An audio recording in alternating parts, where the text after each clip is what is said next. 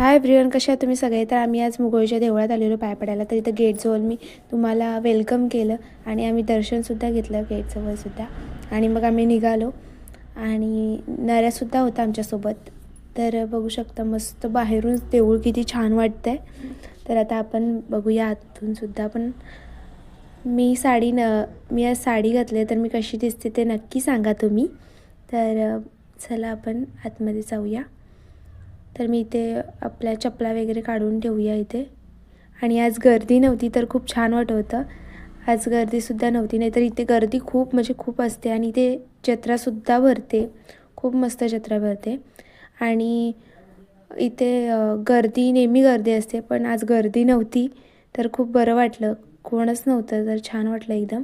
आणि दर्शन पण छान झालं. आतमध्ये मोबाईल अलाउड नाही आहे, म्हणून मी मोबाईल ठेवलेला आणि आता मी तुम्हाला बाहेरचं दाखवते.